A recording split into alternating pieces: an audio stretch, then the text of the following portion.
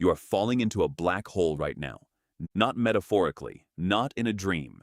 In this exact thought experiment, you have crossed the point of no return, and there is nothing left to do but fall.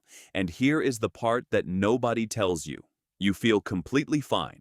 That is the most terrifying thing about black holes. Not the darkness, not the gravity. The fact that for a long stretch of this experience, everything feels completely normal.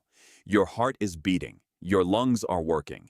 Cosmo is floating right beside you, looking around confused, wondering what all the fuss is about.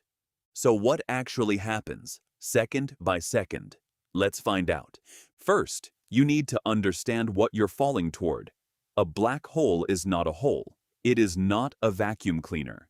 It is not a tear in space. It is an object, the most extreme object the universe knows how to make. It is a region where so much mass has been compressed into such a small space that the escape velocity, the speed you would need to reach to get away, exceeds the speed of light. And since nothing travels faster than light, nothing escapes. Not matter, not radiation, not information. The boundary where this happens has a name, the event horizon. And right now, you have crossed it. Here is what that crossing feels like. Nothing.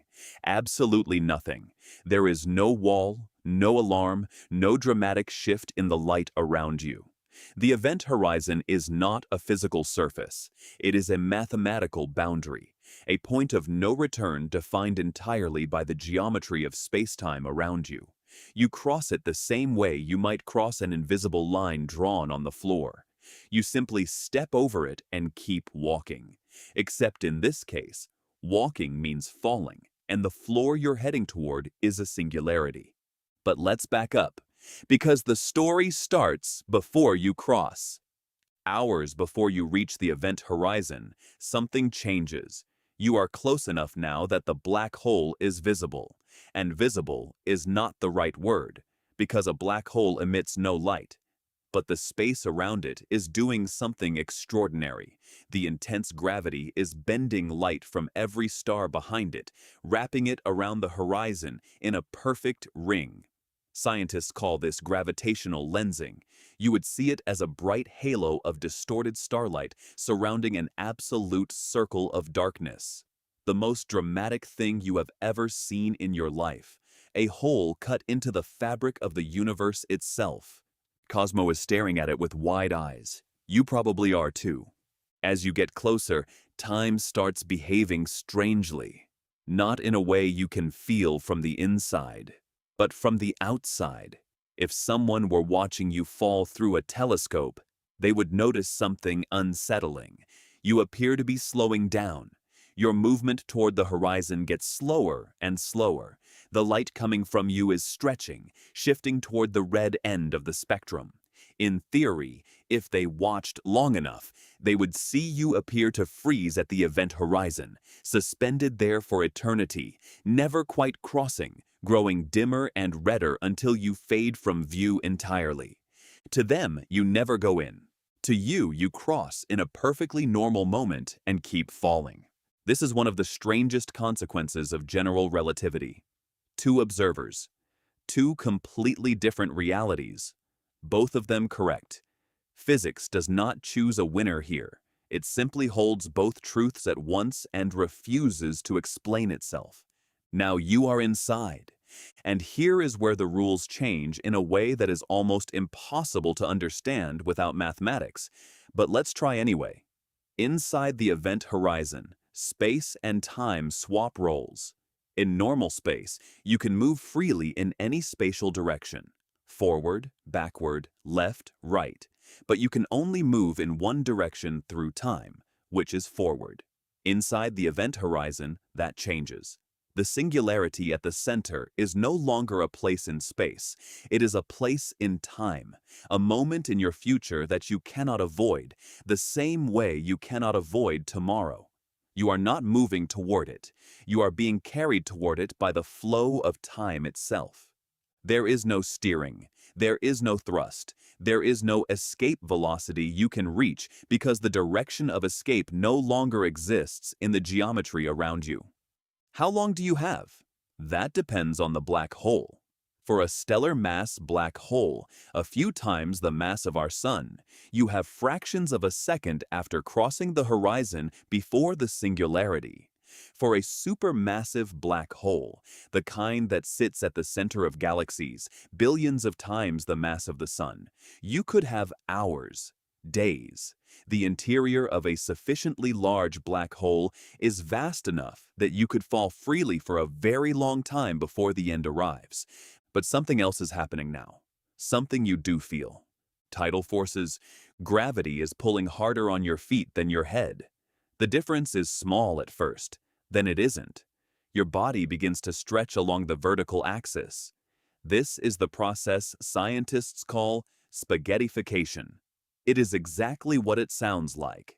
The tidal differential between the gravity pulling at one end of you versus the other becomes strong enough to overcome every molecular bond holding you together. You are being elongated, pulled apart, atom by atom, into a thin stream of particles flowing toward the center. For a small black hole, this happens before you cross the horizon. The spaghettification kills you in open space before you even reach the point of no return.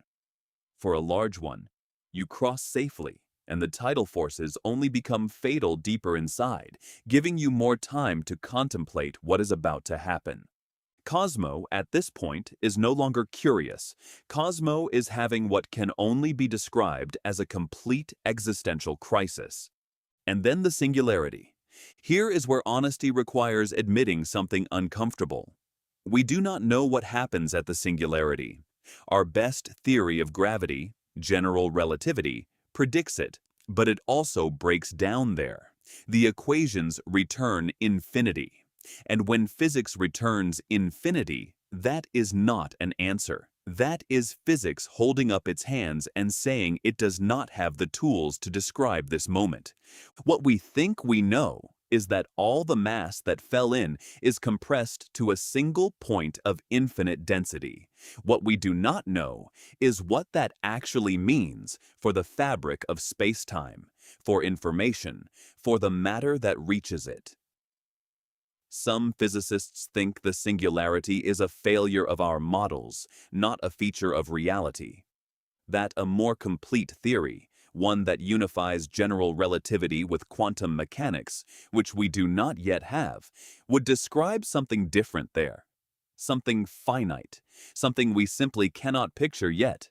The black hole keeps its deepest secret. No signal, no light, no information escapes to tell us what happens at the center. What we do know is this: the information about everything that falls in, every particle, every atom, every memory encoded in the structure of your brain, does not simply vanish. Quantum mechanics says information cannot be destroyed, but general relativity says it cannot escape.